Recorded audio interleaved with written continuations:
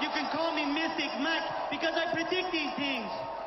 And I predicted it. I predicted that this season Jude Bellingham was going to decline in a serious way. Nobody believed me, but it's in my Jude Bellingham overrated video. Check that out. And now let's get into this. All right, so before I really get into this video, nasty injury to Danny Carvajal today against Villareal. Like it was pretty bad. I hope he's able to recover, and it's looking like he's gonna miss the whole season, but wow, I hope he gets treated and is able to recover from that.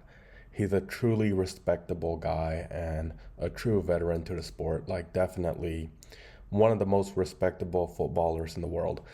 But now that we've talked a little bit about that, I wanted to talk about the decline of Jude Bellingham. And I'm going to post more proof like as the video goes on, but it's not just a newspaper post. Like, I'm not just talking about his performance against Lille. I'm talking about his performance against Villareal, which we'll get to in a few moments. And you know what? I like reading the comments sometime. You know, they tell you a lot based on who upvotes them. And this guy here makes a good point. Like, even towards the end of last season for Real Madrid, Bellingham was declining. Like, he started the season pretty strong, but he started declining after that. And obviously, people are going to hate on Mbappe. Man, that has to be one of the most hated players in the world right now. But I want to get a little bit more into the decline of Jude Bellingham. I know that people are going to talk a lot about his lack of goals or lack of assist and all that, but I want to talk about like the careless errors. Like, watch this, guys. All right, we're going to watch the play progress. He just gives the ball away here. Like, what was that? Like, this was today against Villarreal, and I'm like, this is carelessness. And it's like, it's not even that he's like not scoring goals. Like, we completely understand that. Like, I completely understand him not scoring goals because they have him in like a new position, so they have more of a attacking threat with Kylian Mbappe. But this right here, and I'm gonna replay it again. Like, hold on. Hopefully I don't miss it, but like I probably missed it. We're just gonna let this all go on. And yeah, I just want to touch a little bit more on just the carelessness, right? So it's like a little triangle pass going. He gets the ball, and once again, just carelessly gives it up. Carelessly. Like, this is a self-inflicted error. And I'm going to dig a little bit more into the statistics of the game against Villarreal because his last two games, they haven't been that hot. And it's not the fact that he's not making the assist and he's not making the goals or making those important plays. It's a little bit deeper than that. So we're going to get a little bit into that. I'm going to get into the numbers pretty soon. So next I wanted to talk numbers, right? Like, this season, this has been like his average rating, and credit to SofaScore for providing these statistics. But let's go back to last season. He was a way better player. And some of the things really stick out to me, right? Like, it's not just the goals and like the number of assists that he had, but even in his games where he wasn't the most highly rated, right? Okay, he's losing like the ball 10 times here. And here, you know, he loses the ball 4 times, which isn't a lot, right? And even here, he's losing the ball like 8 times, which is right. Okay, a little bit high, but not too high. Now, let's look at the games this season, right? Like, starting out, he lost the ball 12 times. In this good performance he had, he lost the ball 12 times again. And against Alaves, 16 times. He's just losing the ball so much. And I even showed it in the previous video, like a lot of these possessions being lost, it's like they're careless errors. Like, he's just not mentally there, as you saw in the last part of the video. He's not there mentally. And this was not a good game for him, apparently. They said he only lost the ball like 6 times, but the times he did lose the ball, it's like, it wasn't like because of a good tackle from another player. It's just he wasn't there mentally. And it's starting to show. Like, he's losing the ball a lot, and he's just not who he was last season overall. Like, he's not getting involved in the attacks. He's had like maybe 1 or 2 assists, but like overall he's not the player he was last season, which sounds kind of obvious, but he's just losing the ball so much and he's getting in his own way. And I can't help but wonder if this is like not just injury related, but it's something else. And I'm going to dig a little bit more into that. So, in this part, I want to talk a little bit about his behavior and his attitude. So, watch this. You're going to notice it. We're going to show the goal pretty soon. Oh, spoiler alert, right? Valverde, amazing goal as always, right? But notice something here. Look at the teammates that are like congratulating him, smiling. They're happy for him, right? Modric is coming over. Now look at Bellingham, like no smile, no nothing, right? There's no happiness for his teammate there. It's almost like he wants to score the goal, but he's not happy for his teammate that scored the goal.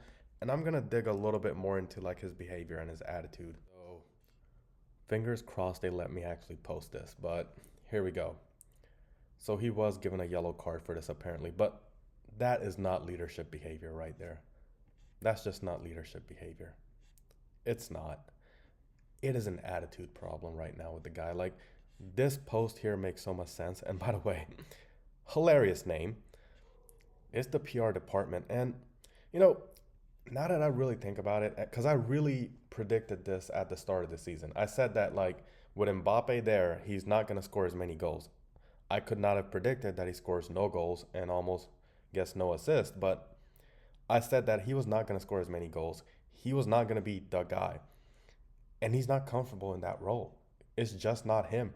I feel like what's happened is that Jude Bellingham is really like, he's more in love with the glory that comes with soccer and the fame that comes with it. I can't believe I said soccer, football. That's the American in me. But he's not so much in love with the actual sport. Like, he has had the fame that he's had after one good season with Real Madrid, and he's let it get to his head. And that's it. That's really all it is. And now this season, he's not having that glory. He's not scoring the goals. He's not getting the assist. And it's showing. It is showing in his behavior. Like, it's showing in the way he's acting. He's acting frustrated because he's not used to being in this situation. Like, you're taking someone who had an excellent season at Real Madrid. I'm not going to take that away from him. He had 19 goals last season. He had the glory. He had the fame. And what came with that was the FIFA front cover for the video game, the Adidas deal, hanging out with the Kardashians. And I believe what has happened is that he's fallen in love with that as opposed to the game. And it's starting to show because this season, he's not going to get all the glory. He's not going to get those goals. He's not going to be the one who's showing up constantly scoring those goals. He's not getting used to that new position. And I don't think he ever will. I don't believe he will. He's not a team player kind of guy in that way. He wants the goals and he wants the glory. He's not getting that this season. And it's showing in his behavior and him getting in his own head. So, in my opinion, like, Jude Bellingham, his rise was way too fast. I feel like Jude Bellingham got pushed. Like, he got pushed on to all of us.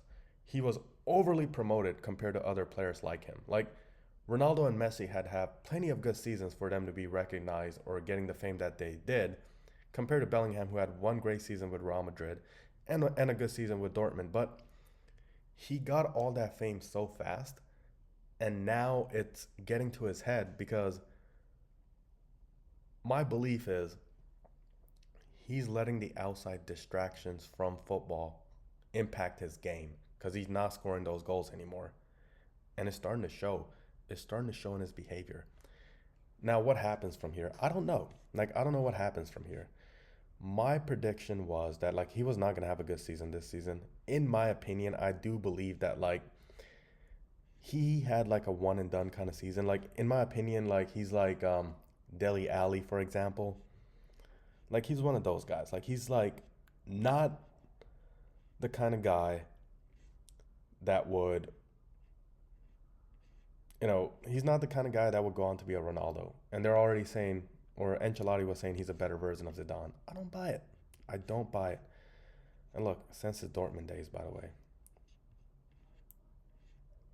Like, these are upvoted comments here. A lot of people are talking about it, and really, I think what we're seeing, guys, is we are seeing his character come to light. Like, we're seeing his character come to light after him struggling the way he has.